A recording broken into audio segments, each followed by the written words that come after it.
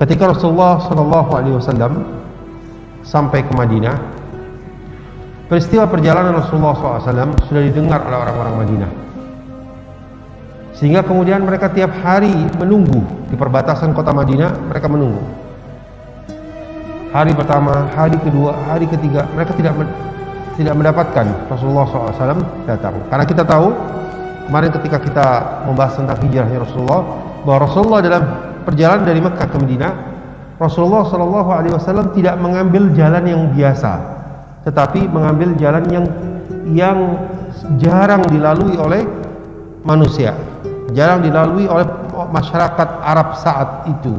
Makanya bahkan Rasulullah sampai mengambil petunjuk jalan, yaitu Abdullah bin Uraiqid.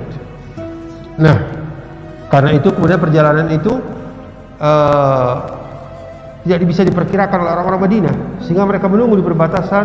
Hari pertama mereka tidak mendapatkan, kedua tidak mereka, sampai pada suatu saat yang menemukan pertama kali adalah seorang Yahudi yang ketika dia di atas rumahnya, dia melihat ada serombongan orang yang datang. Kita tahu bahwa pada saat itu Rasulullah SAW bersama dengan Abu Bakar As-Siddiq, ya, dan bersama dengan petunjuk jalannya.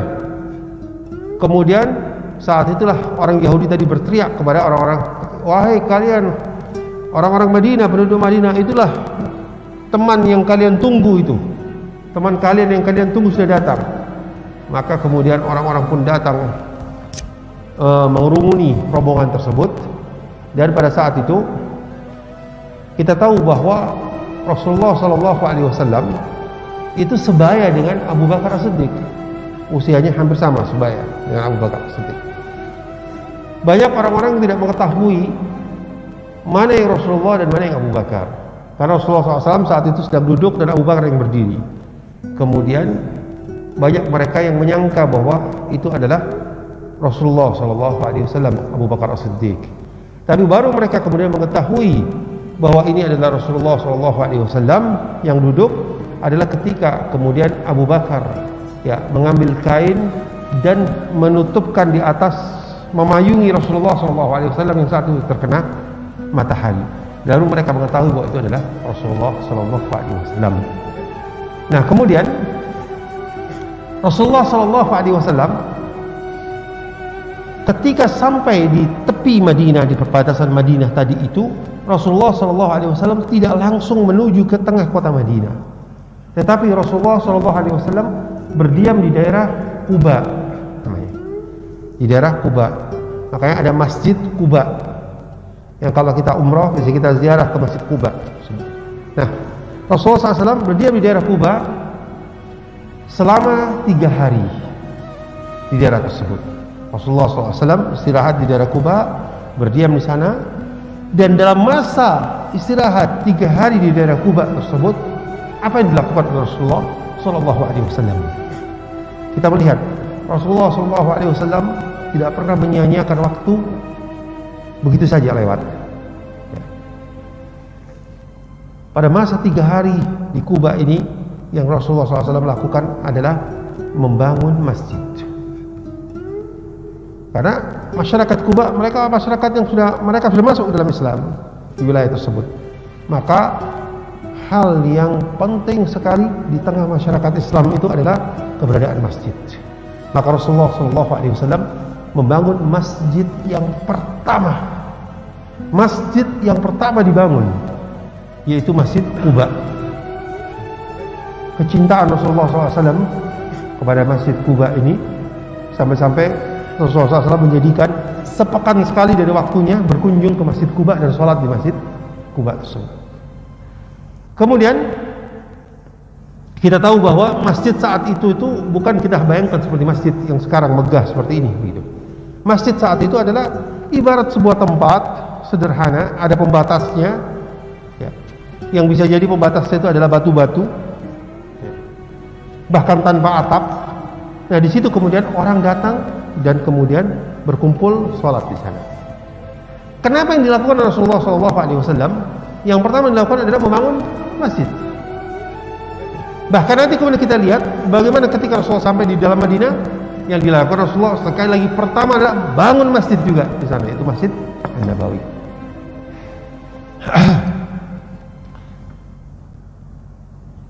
Kita lihat di sini bahwa sesungguhnya peran keberadaan masjid di tengah masyarakat Islam itu sesuatu yang sangat-sangat vital sekali. Karena masjid dalam makna sesungguhnya, kalau kita mau lihat makna sesungguh sebuah masjid itu adalah bagaimana masjid itu difungsikan di masa Rasulullah SAW. Bagaimana masjid difungsikan di masa Rasulullah, disitulah kita melihat itulah fungsi masjid. Di zaman Rasulullah SAW, masjid itu bukan hanya tempat orang datang dan sholat saja, tetapi seluruh aktivitas kehidupan itu sentralnya ada di masjid.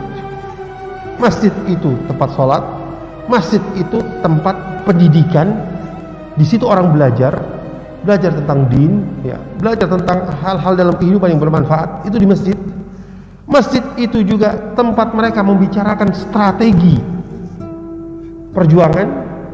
Masjid itu pula bahkan Rasulullah SAW menerima tamu-tamu negara itu ada di masjid. Masjid itu perannya luar biasa sentralnya.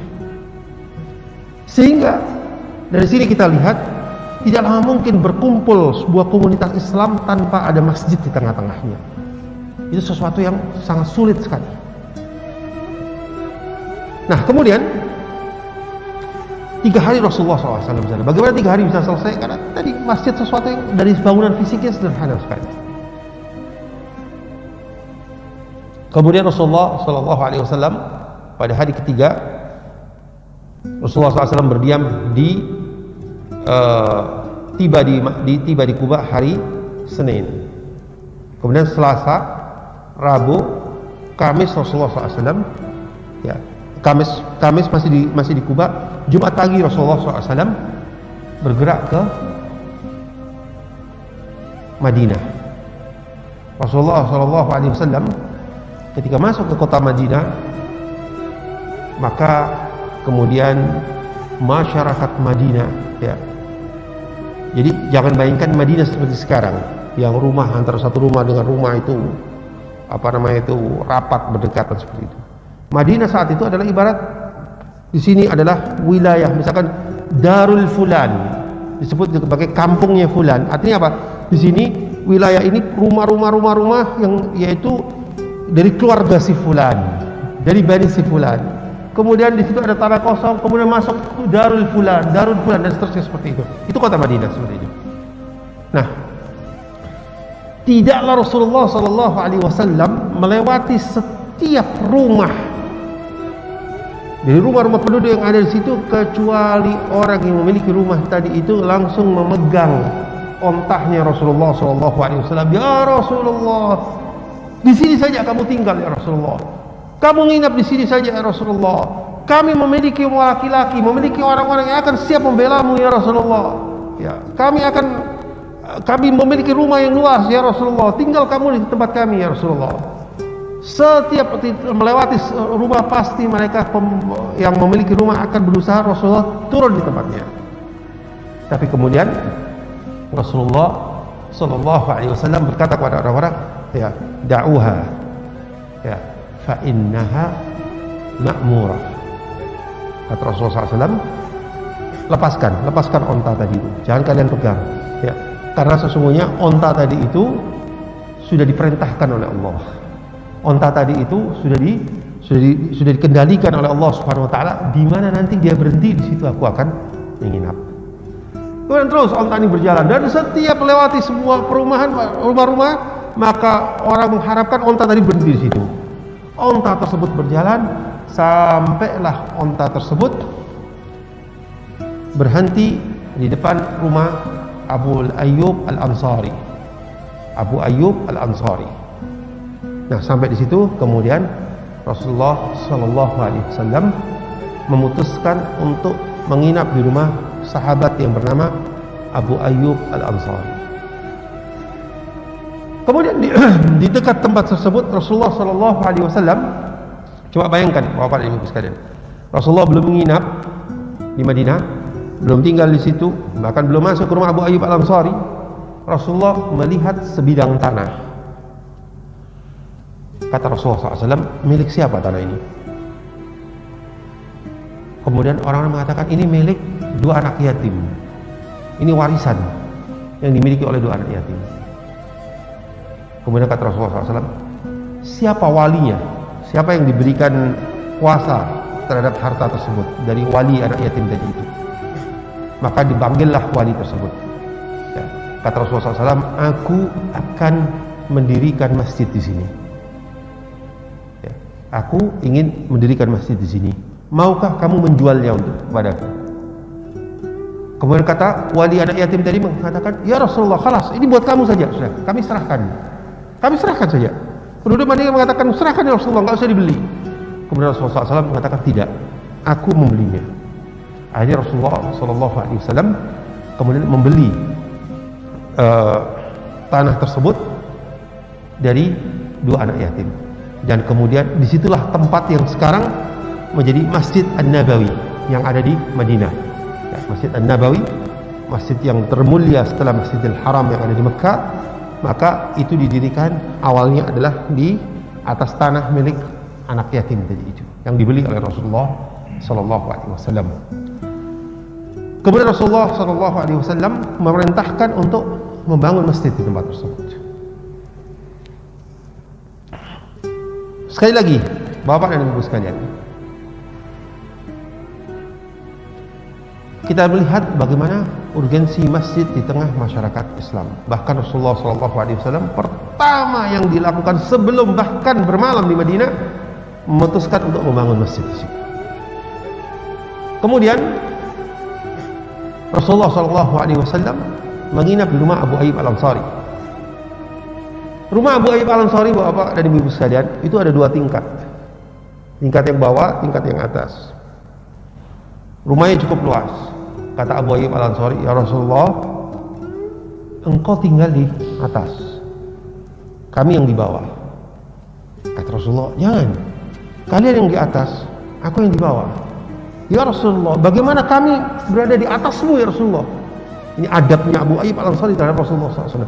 Bagaimana kami berada di atasmu ya Rasulullah? Kata Rasulullah, enggak apa-apa ya Abu Ayyub, aku ini nanti pasti di hari-hari ini akan banyak tamu yang datang kepadaku. Orang-orang dari Madinah satu datang, satu yang kemarin belum ketemu datang lagi, dan seterusnya. Ya. Pasti akan banyak orang datang menemui aku. Nah, kalau aku tinggal di atas nanti akan susah. Tamunya bagaimana naik ke atas, aku turun, susah, ribet. Lebih baik aku yang di bawah, kamu di atas. Akhirnya malam itu Abu Ayyub Al-Ansari bersama istrinya tidur di atas, Rasulullah SAW di bawah. Kata Abu Ayyub Al-Ansari, satu malam saya nggak bisa tidur. Satu malam saya nggak bisa tidur. Kami setiap mau tidur bayangkan, ya Allah, Rasulullah di bawah. Bagaimana Rasulullah di bawah kami? Dan mereka nggak berani bergerak banyak, takut gerakan mereka itu ya, menimbulkan keributan dan Rasulullah nggak bisa tidur. Kita tahu rumahnya sederhana, bukan rumah tingkat beton, rumah dari kayu, pelepah kurma dan seterusnya seperti itu, yang pasti akan menimbulkan bunyi ketika orang bergerak.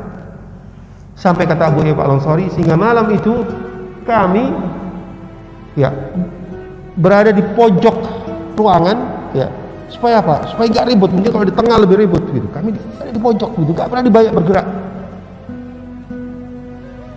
Dan qadarullah, ada kejadian, saking hati-hatinya mereka menyenggol tempat air, dan air itu tumpah begitu. Ya, kita tahu air itu tumpah bisa menetes ke bawah gitu.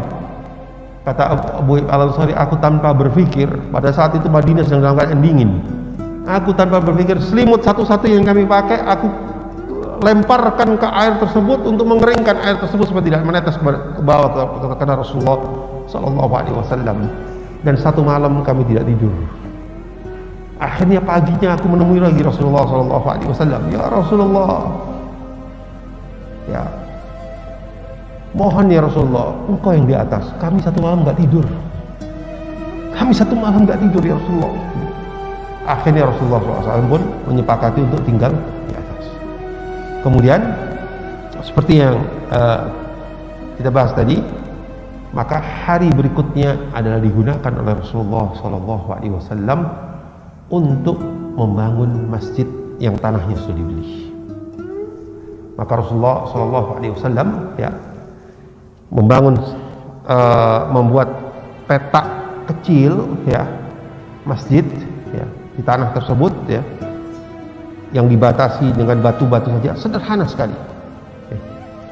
Bahkan dalam perkembangannya pun di zaman Rasulullah itu masjid itu masih sederhana sekali, hanya berupa tanah kosong, di belakangnya itu ada atapnya ya dari pelepah kurma, dan atap di belakang, bagian belakang itu nantinya yang akan menjadi tempatnya tinggalnya orang-orang ahli sufa, orang-orang pendatang dari luar Madinah yang hijrah ke Madinah, yang nggak punya tempat, nggak punya rumah, para bujangan ya, orang-orang fakir miskin tinggalnya di situ, di bawah atap yang bagian belakang dari masjid. Adapun bagian depannya semua terbuka.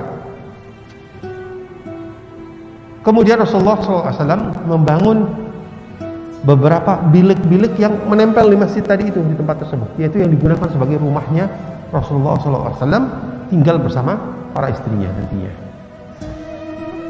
Nah, kemudian Rasulullah SAW sendiri yang terlibat dalam pembangunan masjid tadi tersebut. Dikatakan dalam sejarah bahwa ketika para sahabat melihat Rasulullah SAW turun membangun, mereka pun datang semuanya ikut membantu membangun masjid tersebut. Ya, sampai dikatakan setiap sahabat mengangkat sendiri, setiap sahabat mengangkatnya satu labina. Labina itu seperti seperti bata sekarang begitu, mereka angkat begitu. Nah, kecuali ada seorang sahabat yang bernama Ammar ya, yang mengangkat, kalau mengangkat nggak satu, mengangkatnya dua. Kemudian kata Rasulullah SAW ketika melihat Ammar ya, kemudian Rasulullah SAW mengatakan ya, sungguh Ammar ini ya dimuliakan oleh Allah, tetapi dia nanti ya taqtuluhu fi'atun baghiyah, dia akan dibunuh oleh al-fi'ah al-baghiyah, oleh kelompok yang melampaui batas ya. Itu Rasulullah SAW baru sampai di Madinah. Rasulullah berkata tentang kejadian yang nanti akan terjadi pada masa kekhalifahan Muawiyah radhiyallahu anhu ya, ketika terjadi pertempuran ya dalam perang Siffin ya, pada masa kekhalifahan Ali radhiyallahu anhu ya, pada masa kekhalifahan Ali radhiyallahu anhu. Nah, pada perang Siffin kemudian terbunuhlah Ammar. Nah, di sini kita melihat bagaimana yang dilakukan oleh Rasulullah SAW pertama adalah membangun masjid. Bapak dan Ibu sekalian, sekali lagi ini sunnah petunjuk dari Rasulullah SAW bagaimana memfungsikan masjid. Ada sesuatu paradigma yang terbalik sekarang ini ketika seseorang itu membahas tentang memakmurkan masjid. Banyak orang menganggap memakmurkan masjid itu adalah menjadikan bangunannya megah. Memakmurkan masjid itu adalah memegahkan bangunan. Padahal kalau kita lihat di zaman Rasulullah SAW, bangunan masjid itu sederhana. Bangunan masjid itu sederhana sih. Tetapi fungsi masjid itu yang luar biasa. Nah, ini kadang-kadang ini menjadi sesuatu yang difahami dengan terbalik ya. Sehingga banyak masjid-masjid ketika dikelola oleh para DKM-nya, maka DKM itu memikirkan bagaimana menjadikan indahnya bangunan fisik sebuah masjid. Bukan berarti tidak boleh menjadikan indah bangunan fisik, memperluas sarana dan seterusnya, itu sesuatu yang kalau itu tuntutan dan dibutuhkan memang itu dilakukan. Tetapi bukan itu sebetulnya fungsi masjid, hanya sebatas itu. Kita pahami masjid itu di zaman Rasulullah SAW itu adalah sentralnya kaum muslimin. Masjid itu adalah asetnya kaum muslimin untuk berkembang, berjuang, itu di situ, di masjid. Ini yang mesti kita pahami gitu. Sehingga ketika didirikan sebuah masjid, maka berarti sama dengan didirikan satu benteng buat umat Islam. Pemahaman ini yang mesti kita pahami. Ketika ini tidak pahami dan kemudian memahami masjid itu hanya sekedar untuk tempat sholat masyarakat di situ, maka ini pemahaman yang sudah menyelisih pemahaman yang sebagaimana dipahami oleh orang-orang dahulu. Saat ini misalkan kita melihat berapa banyak masjid yang memiliki potensi luar biasa di wilayah tertentu. Tapi pada saat yang sama kita melihat ada masjid-masjid di wilayah lain yang Masya Allah ya sederhana sekali, bahkan sederhana dalam kegiatannya dan semuanya nggak ada. Ada masjid yang Masya Allah kajiannya dan segalanya luar biasa. Ada masjid yang dari sisi keuangannya luar biasa, tapi dari masjid yang lain yang Masya Allah nggak punya kegiatan ya. Bahkan karpetnya saja nggak ada. Sementara masjid yang satu ini, yang lain ini begitu ya, di tempat-tempat lain begitu, Masya Allah tasnya luar biasa banyak dan seterusnya. Tapi karena minim program, apa yang terjadi? Ya, maka DKM itu yang dipikirkan adalah bagaimana ya memperindah masjid itu, sehingga yang kita lihat ya bukan dari program-program yang bagaimana kemudian menjangkau masyarakat luas, tapi yang terjadi adalah tiap tahun ganti karpet misalkan, tiap tahun ya ganti sarana ini, catnya dirubah, ininya dirubah, kemudian ya bentuk mimbarnya diganti dan seterusnya. Cuma sebenarnya seperti itu saja. Ya. Seolah-olah apa? Masjid kami adalah untuk kami, untuk masyarakat yang ada sekitar sini sholat, udah selesai. Padahal kalau kita rubah paradigma itu sebagai pemahaman di zaman Rasulullah SAW bahwa masjid itu, setiap masjid didirikan itu adalah satu benteng buat umat Islam. Saya pernah berkhayal, membayangkan seandainya ya, setiap masjid itu mengelola program yang luas sekali, yang bisa dia lakukan. Tapi Ustaz, tapi kan kita terbatas. Masjid misalkan contohnya seperti masjid kita ini ya. Berapa banyak masjid seperti ini yang ada di tengah perumahan, kan terbatas geraknya. Ya. Itu persoalannya. Kenapa? Karena kita membatasi bahwa masjid ini wilayahnya hanya di perumahan ini. Gitu.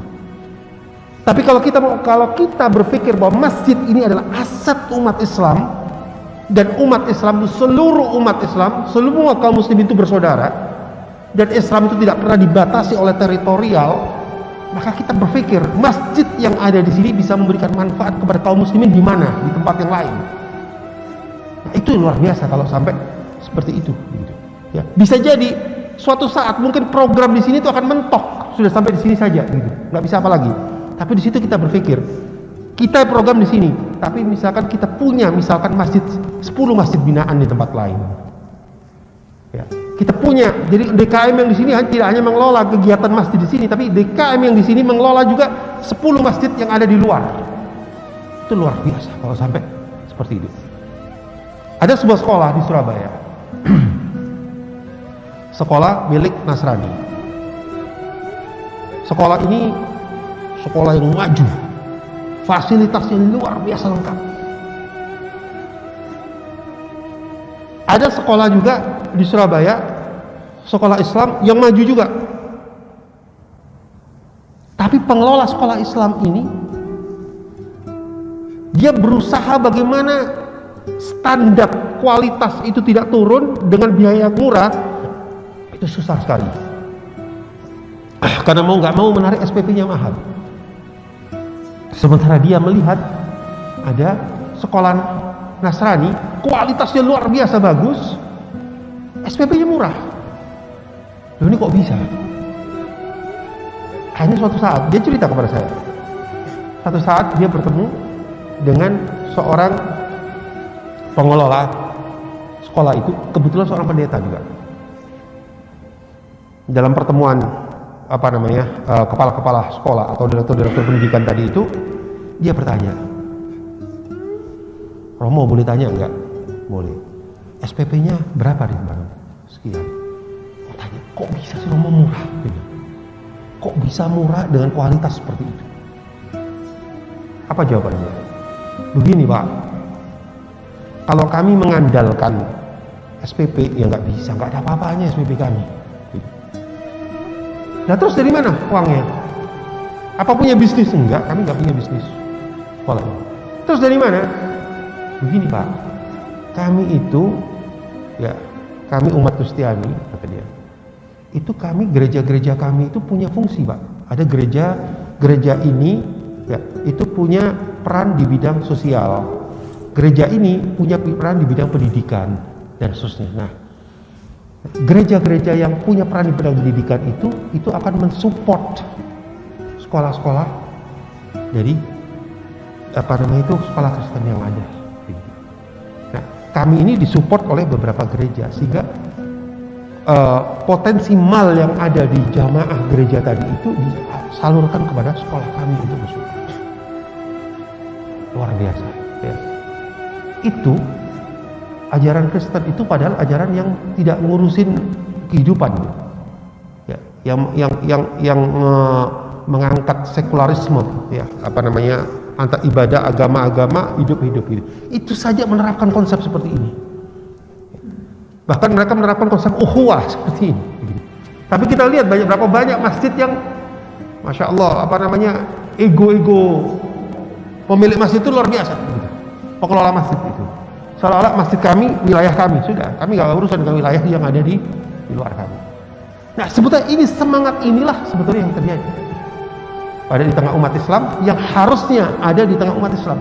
Bagaimana sebuah masjid itu bisa kemudian keberadaannya di suatu wilayah, tapi pengaruhnya kepada umat Islam luar biasa, sehingga setiap didirikan sebuah masjid, maka itu didirikan sebuah benteng umat Islam yang pengaruhnya luar biasa di tengah umat.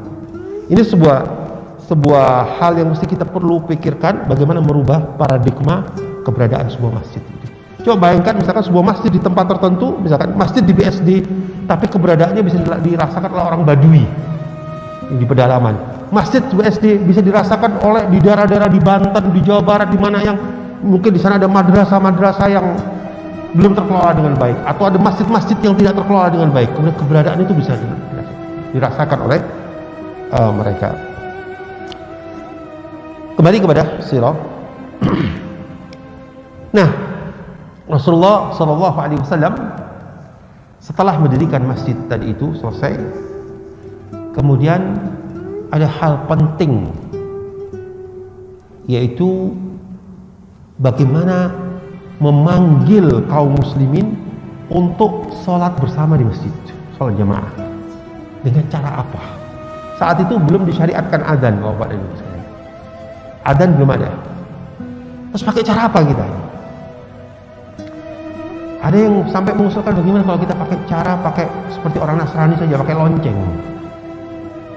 Bagaimana kalau pakai lonceng saja? Bagaimana kalau ada usulan yang bermacam-macam gitu. Nah saat itulah kemudian malamnya seorang sahabat, yaitu Abdullah bin Zaid al-Ansari, seorang dari pemuda Ansar yang dulu ikut dalam Baiat Aqabah yang kedua, bermimpi. Dia bermimpi melihat seseorang membawa lonceng. Kemudian kata Abdullah bin Zaid, bolehkah aku beli lonceng itu? Kemudian kata orang tadi, untuk apa? Untuk aku letakkan di masjid untuk memanggil orang-orang sholat. Kemudian kata orang tadi itu dalam mimpinya, maukah kamu aku beritahukan sesuatu yang lebih baik daripada lonceng ini untuk memanggil orang sholat? Ya. Apa itu? Kemudian orang tadi mengajarkan kepada Abdullah bin Zaid dalam mimpinya, ya, panggillah mereka dengan kalimat adzan yang sekarang, Allahu Akbar, Allahu Akbar, Allah. Nah, Ustaz, diajarkan seperti itu. Maka kemudian paginya Abdullah bin Zaid menemui Rasulullah. Ya Rasulullah, aku bermimpi tadi malam begini, dan kemudian ada orang yang mengajarkan aku dengan kalimat-kalimat ini untuk memanggil orang azan. Kata Rasulullah SAW, itu bagus, kata Rasulullah, itu baik sekali. Kemudian kata Rasulullah, pergilah kamu ke Bilal dan ajarkan kepada Bilal agar dia nanti memanggil orang-orang saat sholat dengan panggilan seperti itu. Kita lihat di sini yang bermimpi adalah Abdullah bin Zaid, tapi Rasulullah SAW tidak menyuruh Abdullah bin Zaid yang untuk mengumandangkan azan. Kenapa? Karena Bilal suaranya lebih baik daripada Abdullah bin Zaid. Ini salah satu juga pelajaran yang bisa kita ambil, bahwa yang lebih diutamakan, sunahkan untuk azan itu orang yang suaranya bagus untuk azan. Nah kemudian Abdullah bin Zaid mengajarkan kepada Bilal. Ketika Bilal azan, mendengar suara itu, Umar bin Khattab ya langsung ya pakai baju berangkat, dan dia tahu itu akan sholat. Padahal itu baru pertama. Kenapa? Karena ternyata Umar bin Khattab mimpi sama juga. Sehingga kemudian Umar bin Khattab berkata kepada Rasulullah, "Ya Rasulullah, aku persis seperti ini mendengar ketika aku tadi malam tidur, persis seperti ini. Ada orang mengajarkan kepada aku memanggil sholat dengan cara seperti ini." Maka saat itulah kisah bagaimana pertama kali adzan itu dikumandangkan di kota Madinah. Sehingga mulai saat itu kemudian Bilal ini senantiasa waktu adzan Bilal naik ya untuk beradzan, dan terus panjang hidup Bilal seperti ini ya. Sampai kapan? Sampai meninggalnya Rasulullah sallallahu alaihi wasallam. Ketika meninggal Rasulullah SAW, maka Bilal menolak untuk adzan ya. Pernah dipaksa oleh Abu Bakar ya. Ketika dipaksa oleh Abu Bakar, Bilal adzan dan tidak bisa melanjutkan. Kenapa? Karena Bilal sedih. Setiap dia adzan, dia sedih mengingat Rasulullah SAW. Ya, sedih dia. Ya. Kenapa? Dia merasa bahwa yang pertama kali memerintahkan aku adzan di Rasulullah. Setiap dia adzan, maka dia ingat Rasulullah SAW dan adzan, dan Bilal menangis. Maka Bilal tidak pernah adzan, tidak pernah mau adzan. Sampai kapan? Sampai nanti pembukaan kota Baitul Maqdis. Ya. Pembukaan kota, jatuhnya Palestina, Baitul Maqdis di tangan kaum muslimin saat itu, dan datang khalifah saat itu Umar bin Khattab. Umar sendiri yang menerima kunci ya Baitul Maqdis saat itu. Nah, saat itulah kemudian para sahabat ngomong pada Umar, ya Khalifah, suruh Bilal adzan ya Khalifah. Semua suruh Bilal. Mereka ingin kembali menghadirkan suasana dulu ketika Rasulullah SAW ada. Sehingga kemudian Umar pun meminta khusus kepada Bilal agar mau adzan saat itu. Kemudian Bilal adzan, dan ketika Bilal adzan, semua sahabat menangis semuanya. Nggak ada yang bisa menahan nangis. Karena mereka teringat kehidupan bersama Rasulullah sallallahu alaihi wasallam saat itu. Nah, kemudian Bapak dan Ibu sekalian, ada masyarakat di Madinah yang tidak ada di Makkah, yaitu masyarakat Ahlul Kitab dari kalangan orang-orang Yahudi. Cerita dengan orang Yahudi ini nanti insya Allah akan ada tema khusus tuh, bagaimana Rasulullah SAW menyikapi kaum Yahudi ya. Tapi ada kejadian yang menarik di awal-awal hari pertama datangnya Rasulullah SAW. Ini terkait dengan orang Yahudi. Ada seorang Yahudi yang bernama Abdullah bin Salam. Abdullah bin Salam ini salah seorang pendeta terkemuka dari Yahudi yang ada di Madinah, dan seorang yang alim di tengah mereka dan orang yang dihormati di tengah mereka. Abdullah bin Salam ini ketika mendengar datangnya Rasulullah SAW ke Madinah, mendengar dari orang-orang tentang ciri-ciri Rasulullah SAW, kemudian si Abdullah bin Salam ini bertakbir, Allahu Akbar. Dan kata ini didengar saat itu oleh bibi dari Abdullah bin Salam. Kenapa kamu bertakbir seperti itu? Wallahi, aku membaca apa yang ada dalam kitab ini sama persis dengan ciri orang itu, kata Abdullah bin Salam. Aku akan datang menemuinya dan aku akan memastikan apakah betul seperti itu. Kemudian Abdullah bin Salam datang kepada Rasulullah SAW dan menanyakan tentang hal-hal yang ada dalam kitab yang terkait dengan tanda-tanda kenabian dari Nabi yang akan datang. Dan Abdullah bin Salam kemudian mendapatkan semuanya sama persis seperti yang dia baca, dan ada ilmu yang dia dapatkan dari Alkitab yang dia pelajari. Maka kemudian Abdullah bin Salam langsung bersyahadat kepada Rasulullah SAW, masuk Islam. Dan ini adalah orang Yahudi pertama yang masuk ke dalam Islam, Abdullah bin Salam. Orang Yahudi yang pertama masuk dalam Islam, dan yang masuk adalah pendetanya. Kemudian kata Abdullah bin Salam, ya Rasulullah, jangan disebarkan dulu keislamanku, karena orang-orang kaumku, orang-orang Yahudi ini adalah orang-orang para pengkhianat, dan mereka ini adalah orang-orang yang suka berbohong dan berdusta. Aku ingin engkau menanyakan kepada mereka di depan orang banyak, ya, supaya terbongkar kalau mereka ini akan berdusta. Kemudian Rasulullah SAW mengumpulkan orang-orang semuanya, dan kemudian Rasulullah meminta kepada pemuka-pemuka Yahudi datang. Pemuka Yahudi pun datang, karena Rasulullah SAW menawarkan Islam kepada mereka, menjelaskan tentang Islam, dan mereka menolak. Mereka tidak mau. Padahal mereka bukan tidak tahu, yang lain pun tahu. Ya. Cerita dari istri Rasulullah SAW, Sofia, ya, yang menjadi istri Rasulullah SAW, dan dia adalah seorang Yahudi, ya, yang kemudian menjadi istrinya Rasulullah SAW. Sofia menceritakan, ya, Sofia ini kebetulan anak dari seorang pemuka Yahudi. Kata Sofia, ketika dia masih kecil, aku mendengar ayahku berbicara dengan pamanku. Ketika Rasulullah SAW itu datang ke Madinah, kata ayahku, huwa. Dia bilang, apakah dia itu yang ada dalam kitab kita? Kata pamanku, iya betul itu dia. Terus kemudian, hai, kata pamannya, jadi bagaimana nih? Jadi, apa yang harus kita lakukan? Apa jawab pamannya? Apa jawab ayahnya? Wallahi, demi Allah, aku akan menentangnya selama-lamanya. Tidak akan aku akan beriman kepada, dan aku akan menjadi musuhnya.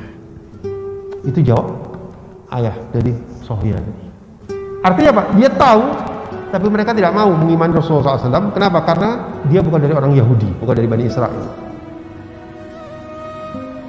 Nah, demikian juga orang-orang yang dipanggil oleh Rasulullah SAW tadi itu, atas usul Abdullah bin Salam, ketika ditanya oleh Rasulullah, kemudian disampaikan, mereka menolak, tidak mau. Gitu. Nah, sekarang ganti Rasulullah SAW, ya, menunjukkan kepada kaum muslimin semuanya tentang kebohongan orang Yahudi ini. Kemudian Rasulullah SAW bertanya, "Mada taquluna ala Abdullah bin Salam?" Apa yang kalian katakan terhadap Abdullah bin Salam? Mereka belum tahu kalau Abdullah bin Salam sudah masuk Islam. Kata mereka, itu adalah orang yang pandai. Dibilang, itu hada sayyiduna wa ibnu sayyidina. Itu adalah pemuka kami, anak dari pemuka-pemuka kami. Dia adalah orang yang alim, dia adalah orang yang dia puji. Kemudian kata Rasulullah SAW, ya baik. Rasulullah memanggil Abdullah bin Salam. Abdullah bin Salam ada saat itu bersembunyi. Kemudian Abdullah bin Salam berkeluar. Kata Abdullah bin Salam, wahai kalian, ketahuilah, anni qad aslamtu. Saya sudah masuk Islam. Apa kata orang Yahudi? Oh, dia bilang, ini adalah orang yang paling bodoh di kalangan kami. Dia adalah anaknya orang-orang bodoh. Dia adalah orang yang pekhianat. Langsung dia berubah. Orang Yahudi tadi saat itu juga ketika melihat Abdullah bin Salam masuk dalam Islam. Nah, di situ Rasulullah SAW membuktikan di depan kaum muslimin semuanya bahwa orang-orang Yahudi ini menolak Islam bukan karena mereka tidak yakin kebenarannya, tapi di sini tampak betul bagaimana mereka menolak Islam karena mereka memang menolak kebenaran karena kesombongan mereka. Ini peristiwa terkait dengan Abdullah bin Salam. Nanti ada sebuah peristiwa lagi, Bapak dan Ibu sekalian. Pernah suatu saat ketika orang Yahudi, ya, di antara pemuka mereka, ya, datang kepada Rasulullah SAW, kemudian meminta hukum dari Rasulullah SAW. Rasulullah SAW mengatakan bahwa kalian ini, hukum di tengah kalian ini adalah hukum yang sudah kalian rubah-rubah. Oh enggak seperti itu. Kemudian Rasulullah SAW bertanya, bagaimana hukum orang berzina di tengah kalian? Ya, pada saat itu orang-orang Yahudi itu apabila ada pemuka-pemuka mereka yang berzina, mereka tidak mau merajamnya. Kemudian kata Rasulullah, bukankah ada hukum seperti itu, rajam di kitab kalian? Tidak ada. Kata Rasulullah, ambil kitab kalian. Nah, kemudian orang Yahudi itu disuruh membaca. Nah, ketika dia baca, ya, tangan dia letakkan di sini. di atas tulisan itu. Seolah-olah dia menunjuk tulisan tadi. Kemudian dia baca. Nah, ketika dibaca tadi itu nggak ada kata-kata rajam. Abdullah bin Salam, seorang alim dari kalangan Yahudi yang tahu betul isi kitab tadi itu, kemudian kata Abdullah bin Salam, ya Rasulullah, suruh dia angkat tangannya. Nah, ternyata ketika diangkat jarinya itu, pas jarinya itu memang diletakkan oleh Yahudi itu di kata-kata rajam tadi itu, sehingga tidak kelihatan. Nah, Bapak dan Ibu sekalian, ada hal lain, masalah lain yang ada di kota Madinah sekarang adalah, yaitu datangnya orang-orang muhajirin yang banyak sekali dari Makkah. Dan mereka ketika datang ke Madinah ini, mereka tidak membawa modal, mereka tidak membawa harta, mereka tidak punya rumah dan seterusnya. Ini masalah besar. Ini bisa menjadi masalah sosial yang ada di masyarakat Madinah. Apa yang dilakukan oleh Rasulullah SAW? Ini menjadi hal-hal di hari-hari pertama yang diselesaikan oleh Rasulullah ketika sampai di Madinah. Maka Rasulullah SAW saat itu mengumpulkan orang-orang muhajirin dan orang-orang ansar. Rasulullah SAW menjadikan solusi dari ini adalah dengan mempersaudarakan setiap orang muhajirin dengan orang ansar. Fulan saudaranya adalah fulan, fulan saudaranya adalah fulan, fulan saudaranya adalah fulan. Maka kemudian orang yang dipersaudarakan tadi itu, maka mereka berbagi dengan orang-orang muhajirin tadi itu seperti mereka adalah saudara mereka, saudara kandung mereka. Dan luar biasa, mereka lakukan itu dengan keikhlasan yang luar biasa. Karena Masya Allah, begitu mereka masuk ke dalam Islam, mereka orientasi mereka sudah berubah. Salah satu hal yang bisa kita lihat bagaimana orientasi mereka ini berubah, sehingga mereka tidak ada kesulitan sedikit pun ketika harus mereka berbagi untuk dunia ini dengan saudara mereka. Nasyid yang mereka kumandangkan ketika membangun masjid. Jadi ketika mereka bangun masjid tadi itu, ya, mereka sambil mengangkat batu, mereka mengumandangkan nasyid untuk menghilangkan kelelahan, untuk mengisi waktu sambil bekerja. Ya. Mereka katakan apa? Allahumma la 'aisha illa 'aishal akhirah. Ya Allah, gak ada hidup lagi kecuali kehidupan itu adalah ke akhirat. Gitu. Ya. Faghfiril ansar wal muhajirah. Ya Allah, ampunilah orang-orang ansar dan orang-orang muhajirin. Nah, itu mereka kumandangkan dengan lantunan nasyid gitu. Mereka kumandangkan seperti itu sambil mereka bekerja. Bagaimana mereka kemudian baru beberapa setahun 2 tahun yang lalu mereka di atas kekufuran, mereka berperang satu sama yang lain, semua urusan dunia, tapi mereka ketika syahadat dan mereka memahami betul tentang hakikat hidup dalam konsep la ilaha illallah itu, maka orientasi hidup mereka sudah berubah sini. Sampai pada yang mereka kumandangkan ini adalah gitu, Allahumma la 'aisha, ya Allah, gak ada lagi hidup ini kecuali hidup akhirat. Ya Allah, hidup ini bukan dunia ini. Ya Allah, hidup itu adalah akhirat. Allahumma la 'aisha illa 'aishal akhirah. Itu mereka kumandangkan. Masyarakat yang seperti ini, ketika terbentuk masyarakat yang sudah seperti ini, bahwa orientasi hidup mereka itu adalah untuk akhirat, maka tidak ada kesulitan sedikit pun buat mereka untuk berbagi urusan dunia dengan saudaranya. Nah, ini yang terjadi. Sehingga ketika kemudian orang-orang muhajirin dan orang-orang ansar yang dipersaudarakan oleh Rasulullah SAW, maka mereka betul-betul berbagi seluruhnya. Sampai bagaimana diceritakan, salah satu cerita yang populer di sini adalah apa yang terjadi pada Abdurrahman bin Auf. Abdurrahman bin Auf ini seseorang yang memiliki bakat bisnis luar biasa. Tetapi Abdurrahman bin Auf ketika hijrah dari Makkah ke Madinah, dia tinggalkan semua hartanya. Dia nggak bawa satu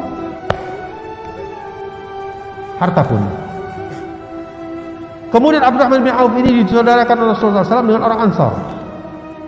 Orang Ansar tadi itu mengajak Abdurrahman bin Auf datang ke rumahnya, dan kemudian kata orang Ansar tadi, ya Abdurrahman, Semua yang menjadi milikku kita berbagi. Semua yang menjadi milikku kita berbagi. Ini rumah, tempat ini ya, kamu sebagian adalah tempatmu, sebagian tempatku. Ini hartaku, ini pohon kurmaku, ini semuanya. Dan aku memiliki 2 istri. Coba bayangkan sampai seperti itu. Aku memiliki 2 istri. Aku tahu kamu sekarang belum punya modal untuk nikah. Aku memiliki 2 istri. Pilihlah salah satu dari istriku yang kamu suka, dan aku akan ceraikan dia dan kamu nikahi. Bayangkan Bapak dan Ibu sekalian. Sampai seperti ini ya, menganggap Abdurrahman bin Auf itu saudara sampai dalam segala hal. Apa kata Abdurrahman bin Auf? Ya. Kemuliaannya orang Ansor sebagai tuan rumah yang menerima tamu luar biasa. Kemuliaan orang Muhajirin adalah orang-orang yang memiliki izzah, memiliki harga diri, dan dia tidak mau kemudian memanfaatkan hal itu, mengambil. Karena itu dalam sejarah, kalau kita baca tarikh sejarah, nggak ada sejarah yang mengatakan yang Rasulullah menegur orang Muhajirin karena berlebihan mengambil hartanya orang Ansor. Nggak ada. Artinya apa? Masing-masing menempatkan dirinya pada posisi yang terbaik. Ketika dia menjadi tamu yang terbaik. Ketika menjadi tuan rumah yang terbaik. Tamu yang terbaik adalah tamu yang bagaimana dia tidak mengganggu yang punya rumah. Ya, yang punya rumah yang terbaik adalah bagaimana dia menjamu tamu itu dengan jamuan yang terbaik. Semuanya itu menjadi terbaik. Dan ini ditunjukkan oleh orang-orang Ansor dan orang-orang Muhajirin. Dua-duanya memposisikan seperti itu. Maka kata Abdurrahman bin Auf apa? Barakallah fi malik wa ahlik. Mudah-mudahan Allah memberikan barokah kepada hartamu dan kepada keluargamu. Aku nggak butuh itu. Tunjukkan aku saja aku di mana pasar. Di mana pasar aku akan ke sana. Kemudian Abdurrahman bin Auf pergi ke pasar tanpa modal. Apa yang dilakukan oleh Abdurrahman bin Auf? Dia lihat, dia keliling apa barang yang ada di pasar, bagaimana orang-orang bisnis dan seterusnya.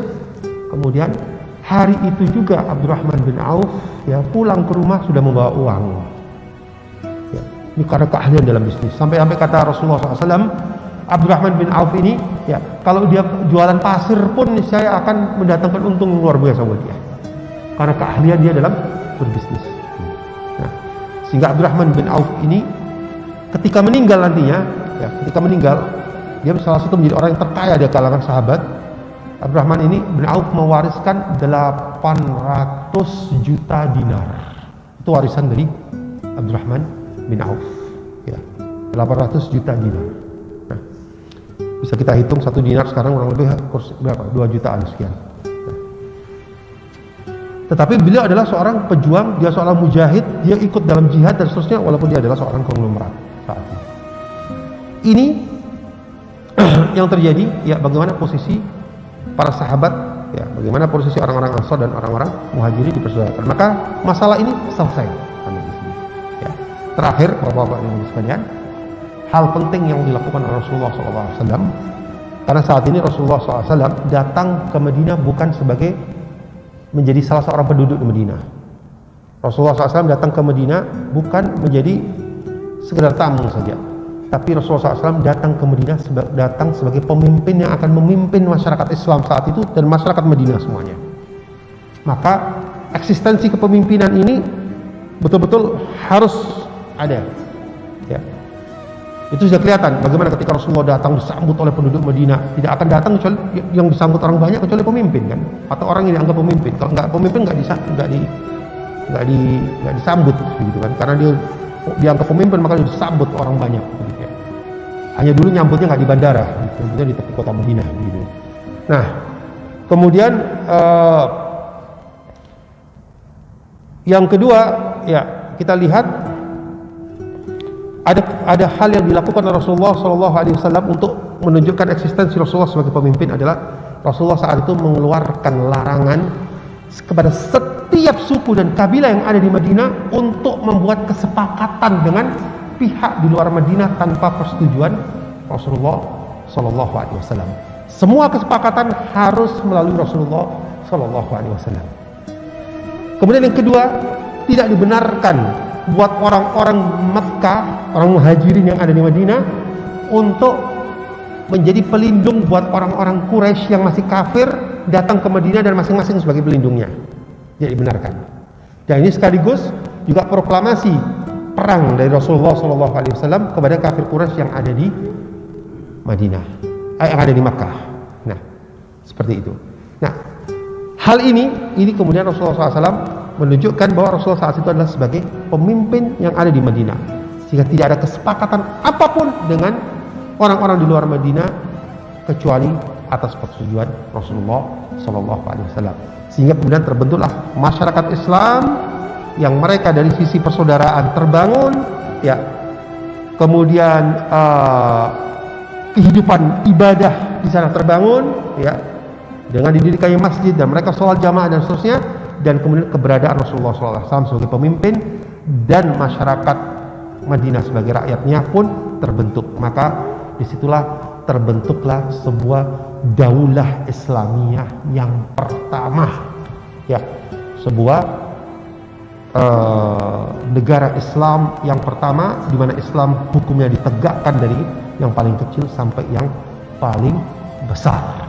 Inilah membantah orang-orang sekuler, orang-orang liberal yang mengatakan tidak pernah ada daulah Islamiyah. Daulah Islamiyah itu ada yang pertama kali dibentuk di Madinah dengan pemimpin tertingginya adalah Rasulullah SAW. Itu dapat saya sampaikan pada pagi hari ini. Aku qouli hadza wa astaghfirullah li wa lakum. Assalamualaikum warahmatullahi wabarakatuh.